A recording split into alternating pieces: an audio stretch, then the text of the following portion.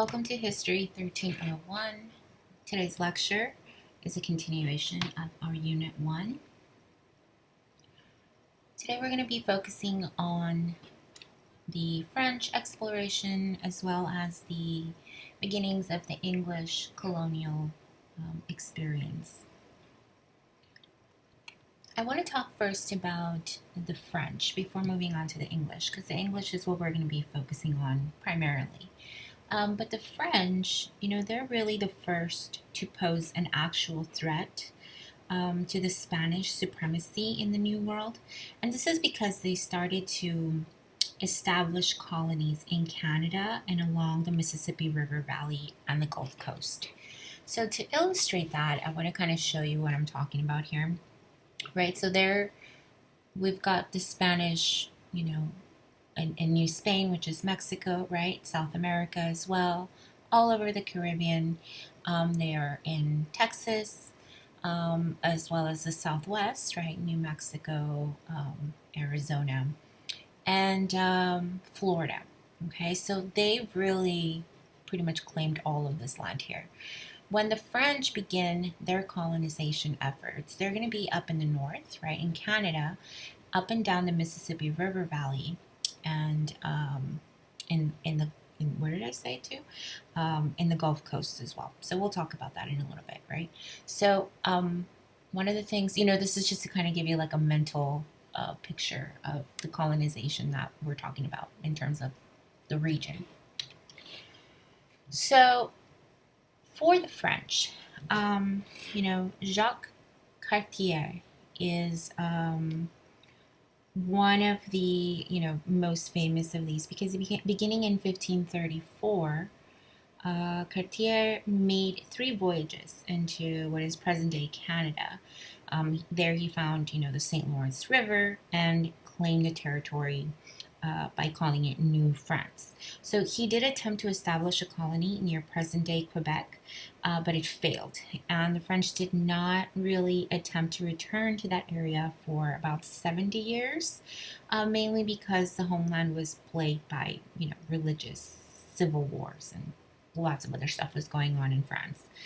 But I want to also mention that, the type of colonial establishments that they had there were mostly, for fur trade, and also a majority of those Frenchmen that came were Catholics, or French Huguenots.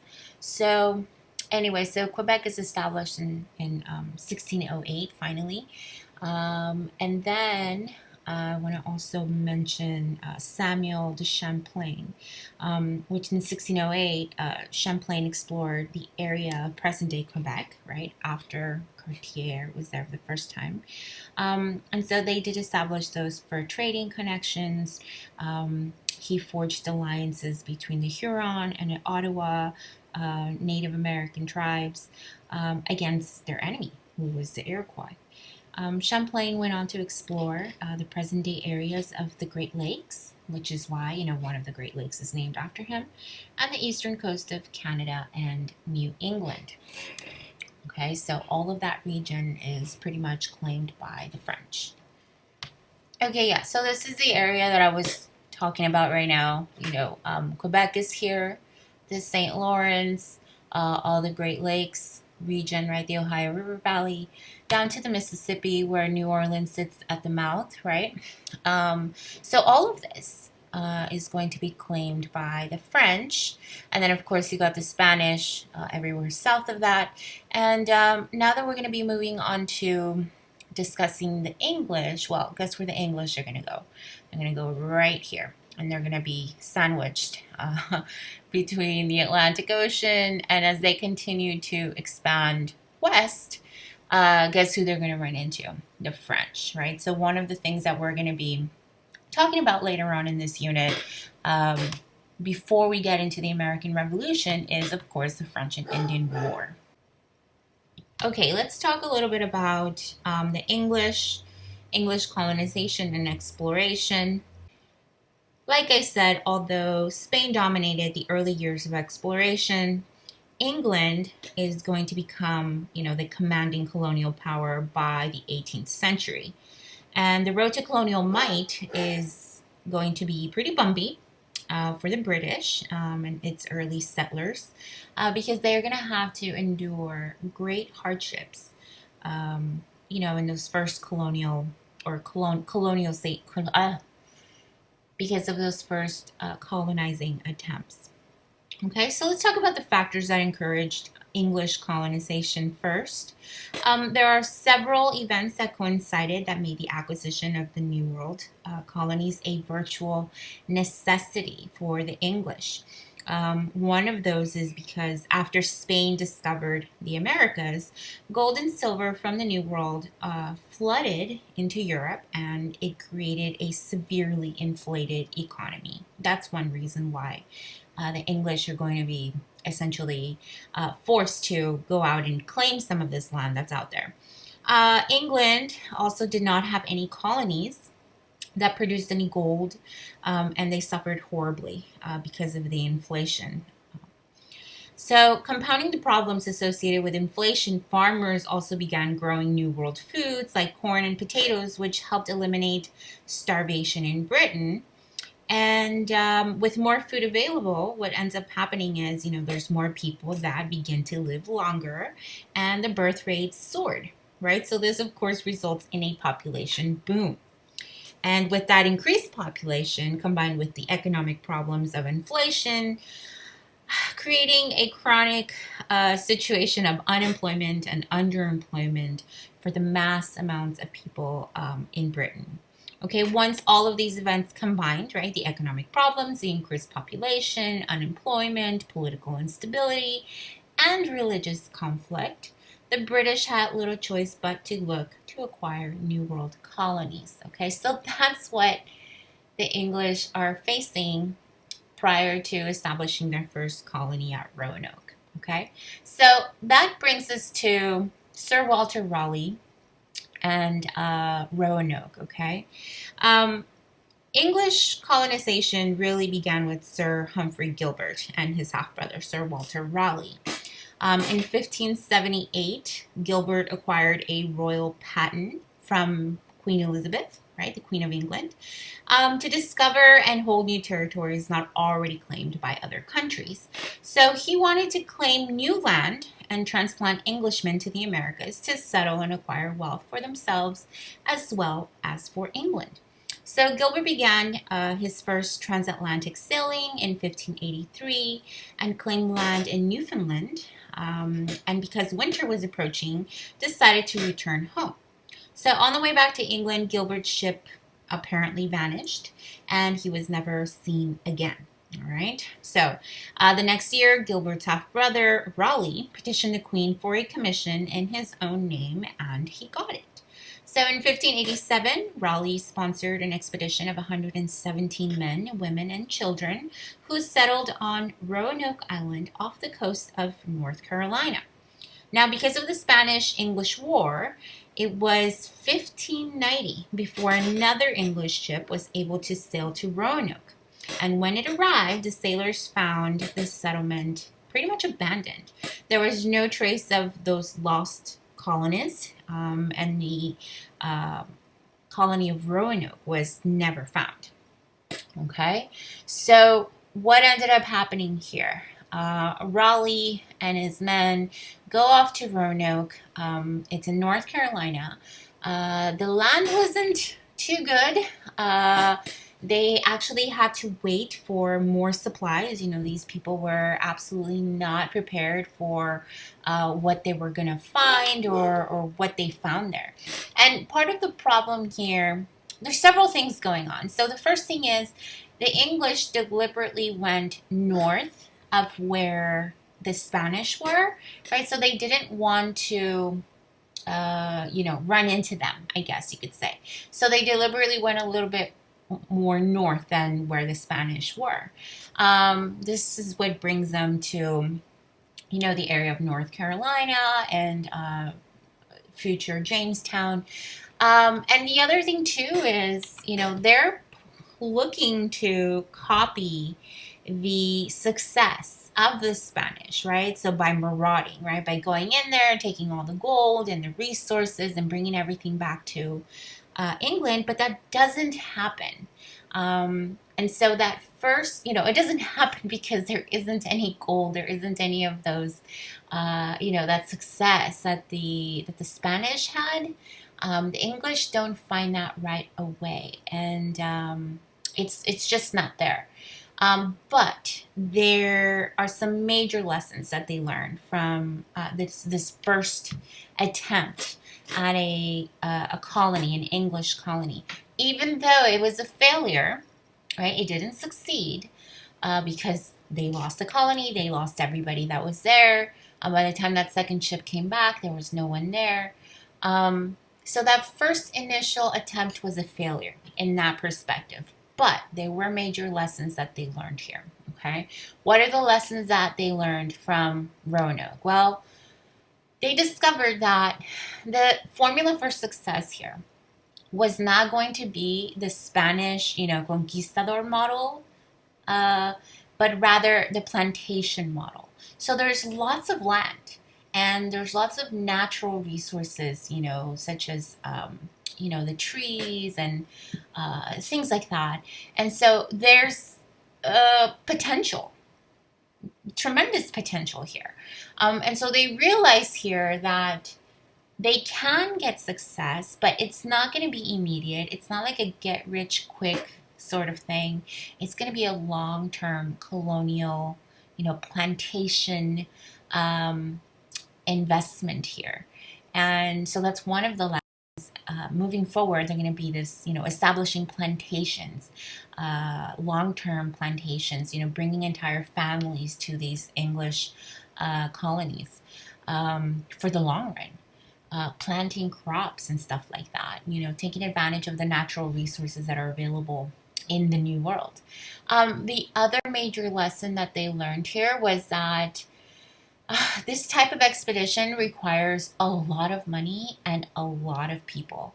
And so for one person like Raleigh to put all of their own personal money into this is disastrous. However, there is tremendous potential here, right? So moving forward, right, two things.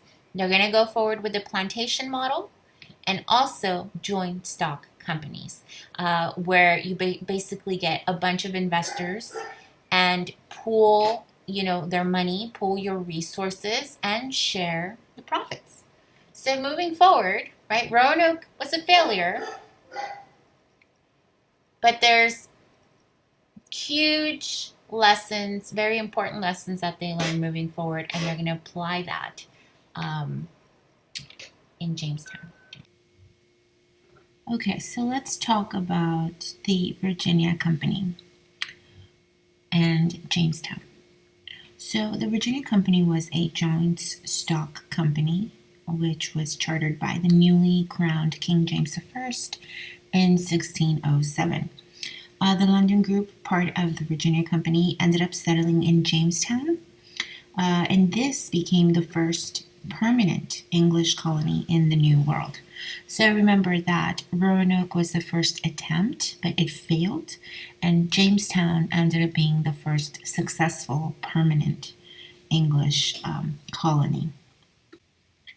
Right, so first and foremost, the colonists that were sent to Jamestown were actually employees of the Virginia Company, and they had to follow the company's instructions to a T.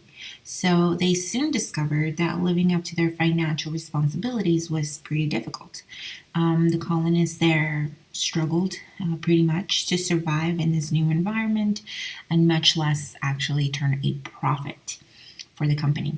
So to help encourage more settlement, the Virginia Company offered transportation and 50 acres of land to the tenants who would be granted ownership of the land after working it there for about 7 years. So the men who settled the land could also be granted an extra 50 acres called a head right for each additional household member that they brought with them. The company went out of its way to secure the rights and freedoms for its colonists, such as the right to a trial by jury. And these incentives were in part, in the best interests of the company, because if it made more money, it attracted a large number of colonists, and the more colonists meant more products to return to the investors, who made more profits. So these joint stock companies sometimes enjoy the successes, right, obviously, of these high profits, but there were lean periods too. When the colonists died or failed to produce goods, the company would find itself unable to pay, to its investors, to its shareholders. So the joint stock companies that were experiencing difficulty paying debts, they tried many tactics to promote or even, to get more investment and colonization. So when times were hard, the Virginia Company, they would advertise, encouraging the British to be good citizens. They tried to tell them that, they would be strengthening England's colonies through settlement. They even published, 27 books and pamphlets promoting colonization, and even the clergymen from the church, would endorse American settlement in their own sermons. So they really went out of their way to try to convince the English, people to come to the American colonies and be good citizens, and but they'd get 50 acres for coming and for trying, which was a huge motivating factor, because land, just really wasn't available if you weren't rich or anything like that. So this was a huge opportunity for these English folk. Okay, but while there was a lot of potential there, to be fair, when these English settlers arrived in Jamestown in 1607, the land wasn't ideal. So they did choose this area. It's almost 100 of these settlers that arrived in 1607. They chose a highly defensible site along the James River. And they began constructing their fort and, some huts, a storehouse, and a church. And of course, they named Jamestown after, King James. And the men ended up, starting to plant and get ready. But the majority of these guys, they were townsmen who they either did not know how to farm, or they were gentlemen adventurers who felt that manual labor was beneath them. They weren't going to do that. That's not what gentlemen do.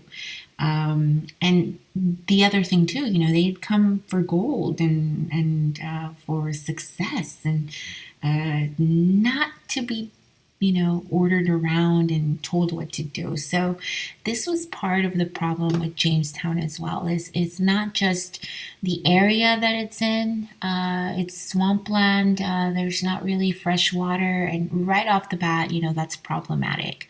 The diseases that come with that, mosquitoes, right? So they're totally unprepared. A lot of these guys, they don't have the proper skills necessary to start farming and growing their own food. So they don't have enough crops. They don't have enough supplies. They don't have enough food. And, once the summer hit, the sweltering heat, things are going to get pretty bad pretty quick. Lots of the men ended up getting sick. They faced hostile natives as well. And the supplies from England were unreliable as well. If it wasn't for John Smith, the men there in Jamestown likely wouldn't have survived. John Smith, who did not marry Pocahontas, John Smith was a soldier of fortune, and he pretty much made a name for himself, with his military expertise. He ended up taking firm control of the settlement, basically put everybody on the ball and told them, if you don't work, you don't eat. Basically demanded that everybody help out, he was a military guy, and he brought some of that military discipline to the settlement and declared everybody had to work if they wanted to eat. And under his leadership, about 80 of the 100 people that were there ended up surviving on basically a diet of local small game and fish. So it worked out pretty well because, every winter that these men had been there, like they would mostly all die. And those numbers would only get replenished anytime that the ships from England would arrive, but they'd arrive with more supplies, but also more people. So by 1609, an English ship arrived with 400 additional colonists. And these new arrivals, of course, they overwhelmed this beleaguered colony. They're barely making it. They're struggling all the way. And what ended up happening as well is a lot of these gentlemen, men, they didn't like John Smith. Like he's nobody. He's a commoner, and here he is, sort of barking orders at these guys, and they don't really like that at all. So they kind of push him to leave, to go back to England, and he does. In 1609, he does leave. He's actually suffering from a gunpowder accident, and he ended up going back to England. So what followed after John Smith's departure is known as starving time. So in the winter of 1609 through 1610, this was the worst the colonists had ever been. Their fields lay fallow. They hadn't planted anything. They'd gone back to, their old ways. And they began to tear apart their houses, using the wood for fuel. Native Americans started attacking the colonists, seeing them hungry and weak. They essentially ended up being targets, and they ended up being trapped within their own fort. During that winter, they ended up eating their way through all the livestock that they had. And once they ate all their livestock, they ate their pets. Mice, rats, and eventually even resorted to cannibalism. So only 60 people were alive. Remember, out of the 480 that had been alive the previous summer, only 60 people made it out of that winter of 1609. So things are pretty bad.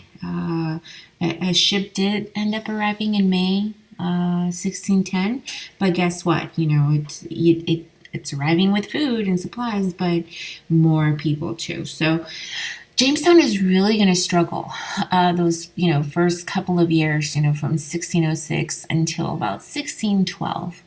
They're going to be limping on, trying to make this joint stock venture attempt at colonization possible. And it's not until 1612 when things really begin to turn around for Jamestown. And that's because of tobacco. Okay, so tobacco is going to be introduced by John Rolfe, Rolfe. And Rolfe is the guy that married Pocahontas, not John Smith. John Rolfe did marry Pocahontas. And he actually began cultivating this type of tobacco, this variety of tobacco that Europeans found pretty appealing because of its mild flavor. And it became, the cultural rage in England. And so anybody that could afford it would smoke it, or they would sniff, the dry leaves. And the demand for tobacco grew exponentially. So these colonists, grew it anywhere they could find room. They really couldn't keep up with demand. And this is going to be, the cash crop that brings Jamestown success, finally success.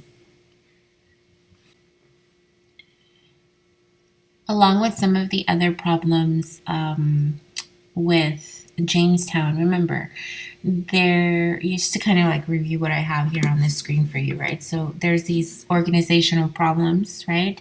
So you have lack of proper skills, lack of proper leadership.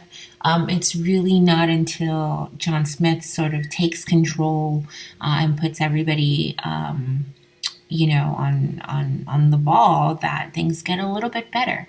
But after he's kicked out, slashed, returns to England, the colonists there basically go back to their old ways, and those problems come rearing their ugly head again. Remember also that there is no easy or quick wealth in Jamestown. They have to find a way to grow, supplies, grow food, whatever they need, send it back to England, and that's how they're going to be making money. So it's not until tobacco becomes the cash crop there that Jamestown finds that relative, success. People want to come, because of the land that is being offered up to them. There's actually potential here for them, especially when they're coming from a country that there is no real social mobility. And so it's seen as an opportunity for them. And a lot of the way that Jamestown is going to become successful is that they have to attract colonists. They have to, get people to come here and indenture themselves. So with the success of tobacco, there's going to be a lot more demand for, wanting to come to the colony in the first place. But they do need a lot of labor, right? They do need a lot of workers. They do need, field hands and stuff like that. And so, yes, they're going to come, but it's not cheap. It's actually quite expensive. And so the people that are willing to come and, indenture themselves for 7 years are those that really can't afford to get here in the first place. And it's a great opportunity there because you have the company paying, their passage to get here. And that debt, because it does cost a lot of money, is why these people indenture themselves for up to 7 years. But then once their 7-year contract is up, then they get 50 acres of land, which is a lot. And again, this is not an opportunity that they would have had otherwise back home in England. So there is a lot of demand there. There's that push and pull effect. This is what we're seeing here. By the time we get to 1624, the English government is going to take control of Jamestown. This is in part because of Opencanoug's attack on Jamestown. Opencano was, Pocahontas' brother, and after their father died, he was the chief of the Powhatan Confederacy, who had a pretty good relationship with these colonists, right? In other words, remember, John Rolfe married Pocahontas. But then after Pocahontas' father died, his son, Opencano, was resentful of these colonists. They kept encroaching on Native American land, so they decided to attack and, basically took out a large chunk of the colonists there in Jamestown, to which the colonists ended up responding by killing as many, natives as they could. So because of this, instability, the crown is going to take control of Jamestown, therefore reverting it back to a royal colony. So remember, this started out as a Virginia colony, right, where the company basically owns the colony and the colonists are employees of the Virginia Company. But by the time we get to 1624, the English crown is going to take back control of it. So it does fail as a business venture, but it is a complete success as a colonial settlement. And that is, again, the model that is going to be replicated over and over and over again moving forward. Which brings me, of course, to Maryland. Now, Maryland is interesting. Maryland, which of course sits on the on the Potomac, right, on the Potomac River. Maryland is an interesting, settlement because this is a land grant that is given to a very prominent English Catholic. And so if you remember, there's a lot of instability in England as well, between Catholics and Protestants.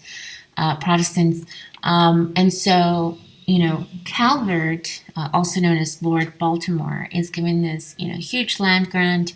Him and his family, his children, they come here. And so this is going to be the first proprietary colony, which means proprietary means that it's owned by somebody. Okay, it's not a royal colony. It is owned by somebody. That is what a proprietor is. And so it's overseen by a person, right? Lord Baltimore. The key here to the success, of course, is going to be plantations.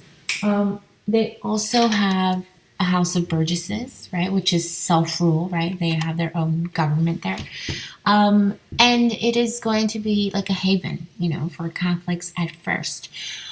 But part of what happens is that as more and more settlers come to Maryland, and more of them are actual Protestants, those new Protestant arrivals don't like being bossed around or told what to do by the Catholic leadership.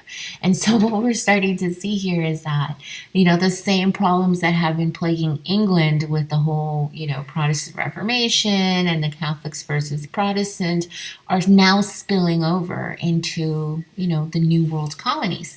And so to kind of, eliminate that problem, Maryland is going to be instrumental in establishing the Toleration Act of 1649, which basically grants freedom of worship to all colonists in Maryland.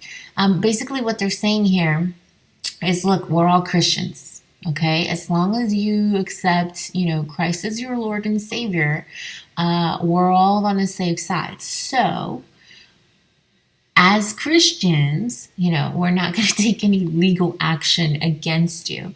And this is part of, what goes into, that freedom of religion that we're familiar with, the freedom of worship.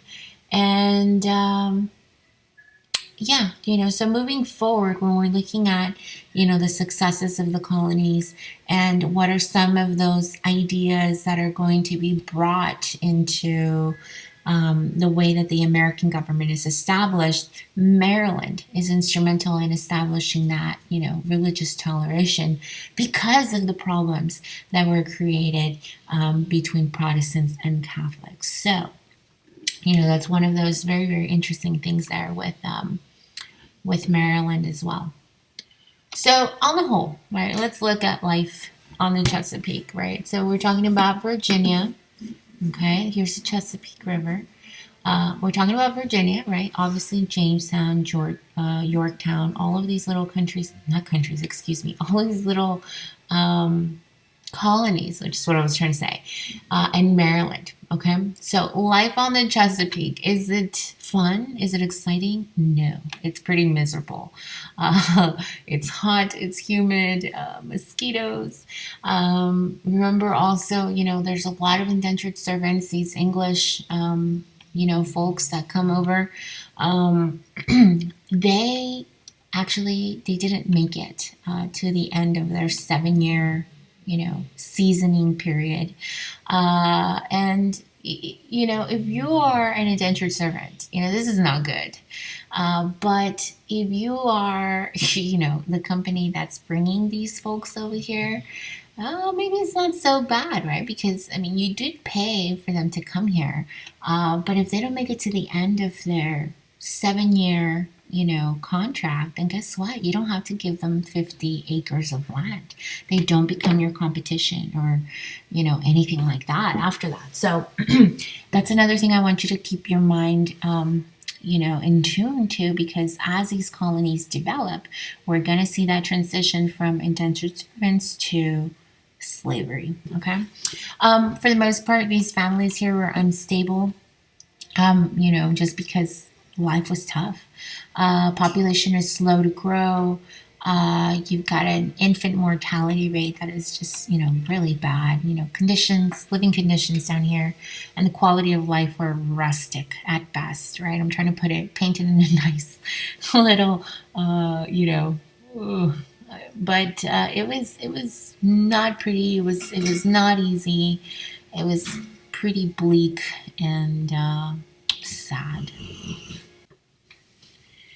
All right, guys, so let's talk about founding the New England colonies in 1620 to 1660. And so these, of course, are fueled by two reasons. Financial, of course. So investors became interested after witnessing profits from these cash crops, right? The success of Jamestown, but also religion. So Puritans, who wished to reform the church, the Anglican Church, right? Purify the church, remove the hierarchy. They believed in work as payment to God and prayers for salvation, as well as missions.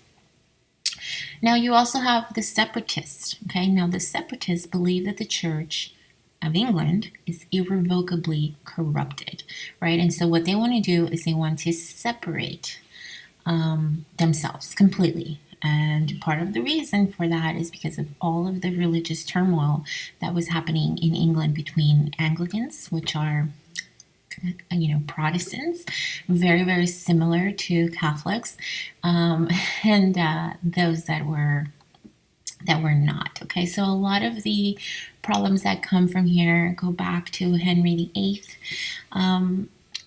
Part of what was happening in England and a consequence of the Reformation, England had been Catholic, right? But when Henry VIII, when he wanted a divorce, right, an annulment from Catherine of Aragon, who was from Spain, part of the reason why he wanted a divorce was because they had not conceived a male heir. Yes, they had a child, Mary, but it's not a male. And Henry really, really wanted a male heir. So he wanted an annulment. And under normal circumstances, the Pope might have granted it. But at that moment, he was under siege by the Holy Roman Emperor, who was, in fact, Catherine's relative. So the Pope did not want to anger the emperor, and he did not grant the annulment, to save her from any disgrace. But in the meantime, Henry had gotten Anne Boleyn pregnant, his lover, and he wanted desperately for the child to be a legitimate heir. So when the Pope refused the annulment, Henry basically severed his connection with Rome and the Catholic Church and forced a convocation of clergy to recognize him as the supreme power of a new church that he called the Church of England, or the Anglican Church. Henry ended up appointing, a new Archbishop of Canterbury, who promptly granted his annulment so he could marry Anne Boleyn. But, dun dun dun, guess what? Anne Boleyn's child was a girl, and that's, Elizabeth, who ended up taking control of everything after Henry VIII's death, and she's only going to expand, the strength of the Church of England. Okay, so remember that the Church of England was Protestant, but in its own unique way, right? It did retain much of the Catholic Church's structure, including the clergy, composed of bishops and archbishops. But the Anglican Church differed by converting the Latin liturgy into the English Book of Common Prayer, dropping the cult of the saints and allowing the clergy to marry. So for many English, who were influenced by the Reform ideas led by Martin Luther and John Calvin, they believed that the new Anglican Church retained too many Catholic rituals and beliefs, and Calvinists in particular demanded a purification of all Catholic elements, denouncing all the rituals of the Mass. And in conflict with the monarchy, these Puritans, as they were soon called, faced persecution. So throughout England, as their numbers grew, England faced an economic crisis, and basically, ended up kicking out all of these Puritans that were challenging what the church was doing, right? So, because of their calls to purify the church, many Anglicans were dubbed more, radical reformers. They were called Puritans. Most of them wanted to work within the church to, reform it, but others began separating themselves from the Church of England, both literally and figuratively. Some of them ended up fleeing, to other locations in Europe that were more open to religious freedom, places like Frankfurt, Geneva, Strasbourg, and the Netherlands, right?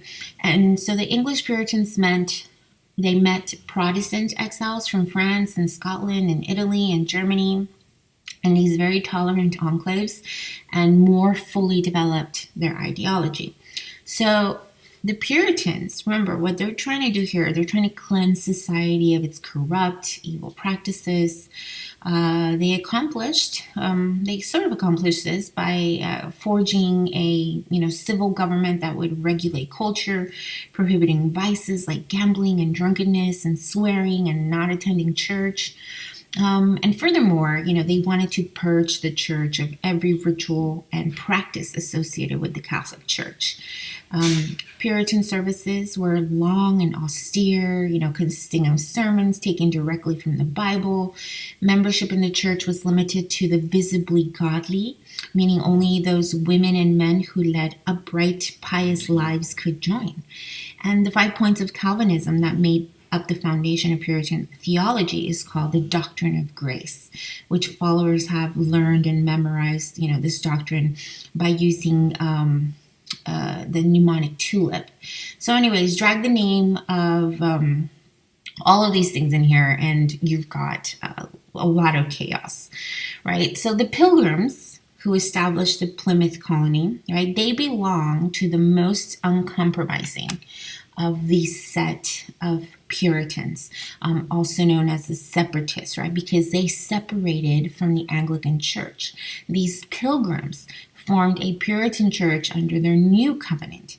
Now, this was considered treasonous in England since at the time the church and state were one entity.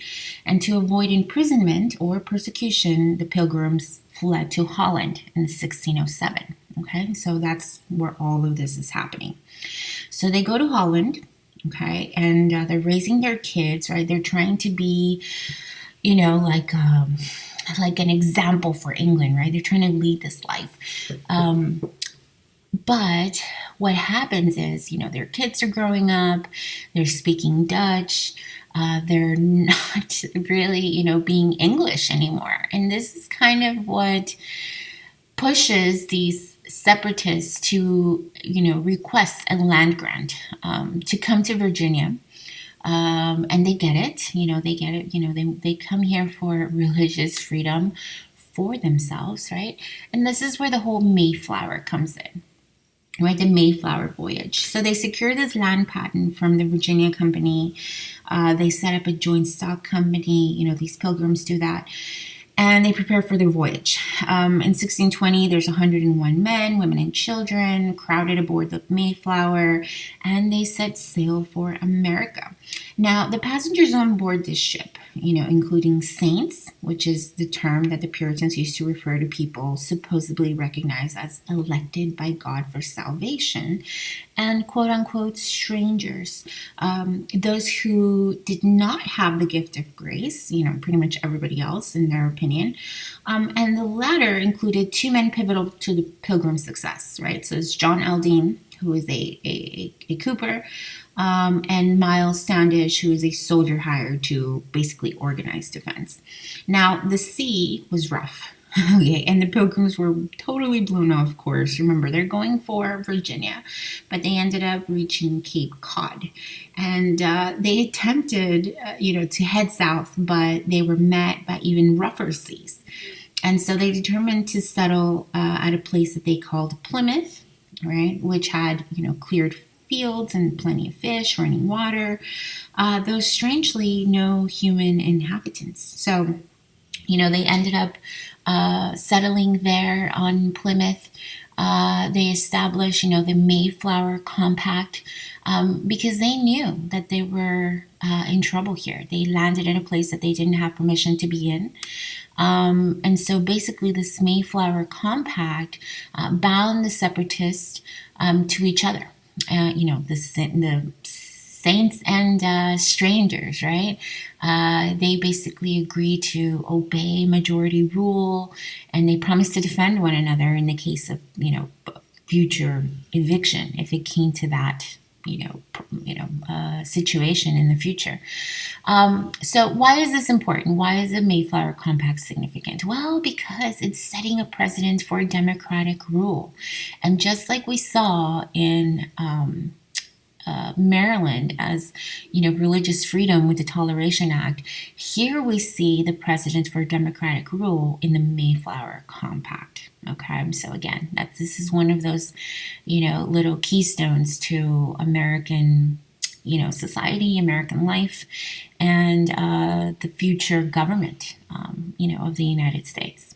So again, they landed in Massachusetts, they settled in Plymouth, and they had relative success. By 1642, there's 21,000 Puritans that had settled in Massachusetts Bay. They established farms, fur trade, their politics were self-rule. They had two houses, right? One which was an elite board of directors, and the other house which was made up of popularly elected deputies. And again, their society was pretty strict, in terms of their religious beliefs.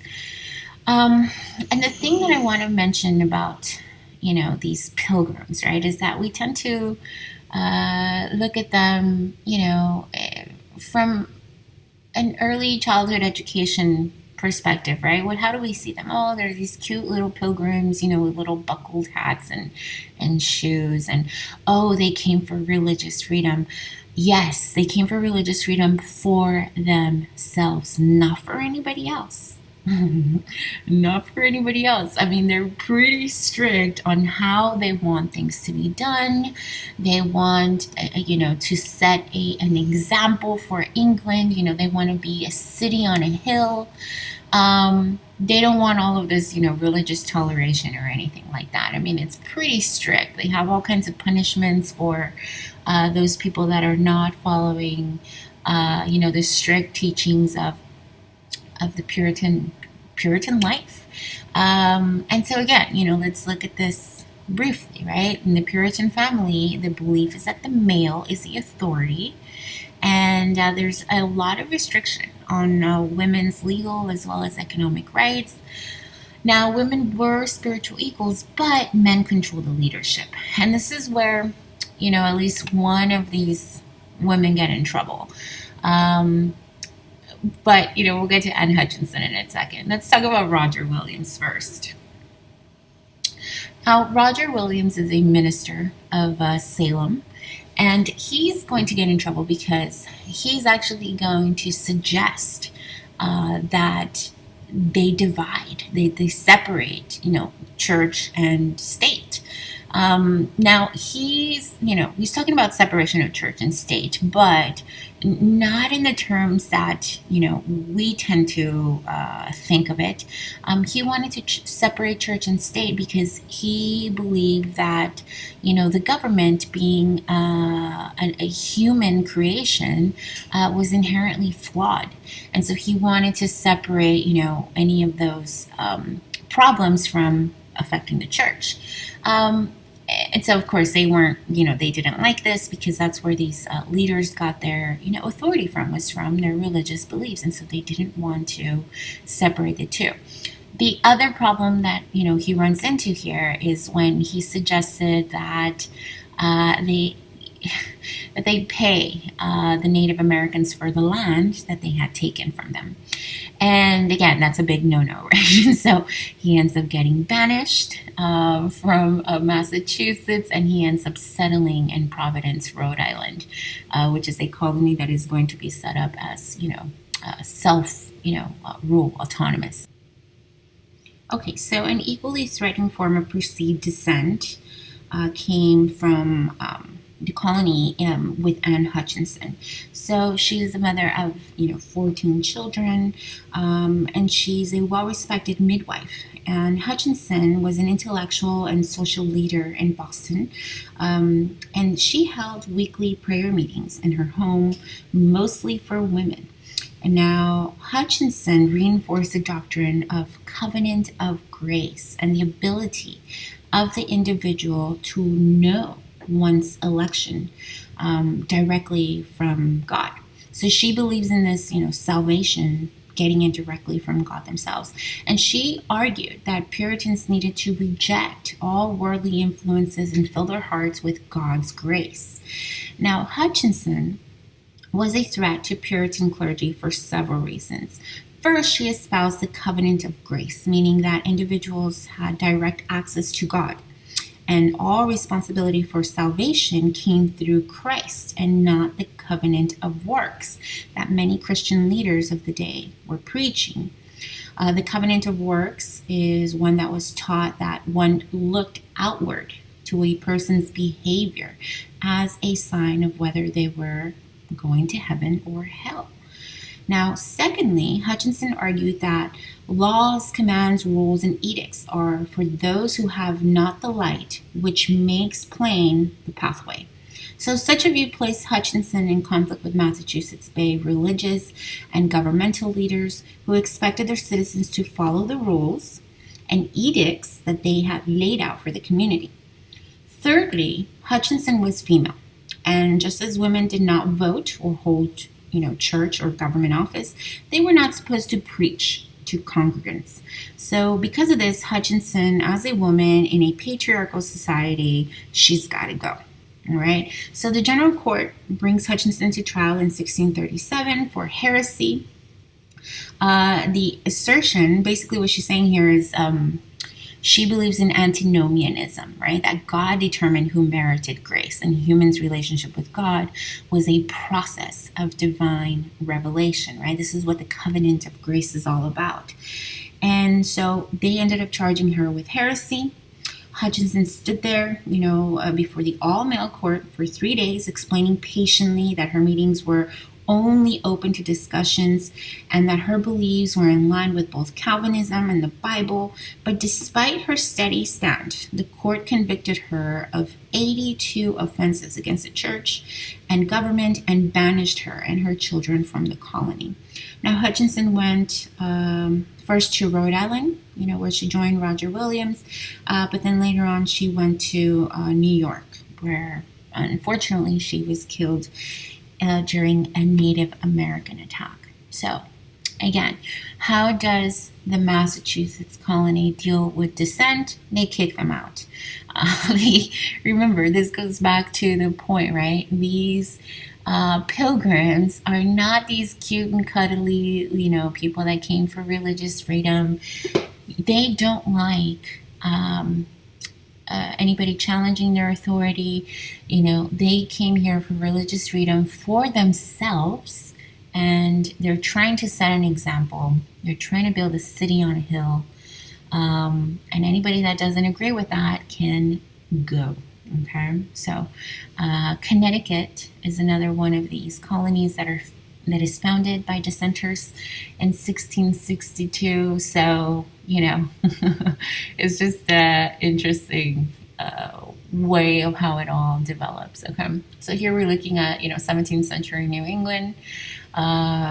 You've got all of these Providence and New Haven, and then over here you got Massachusetts Bay, Salem, Boston, Cambridge, all of that good stuff right here.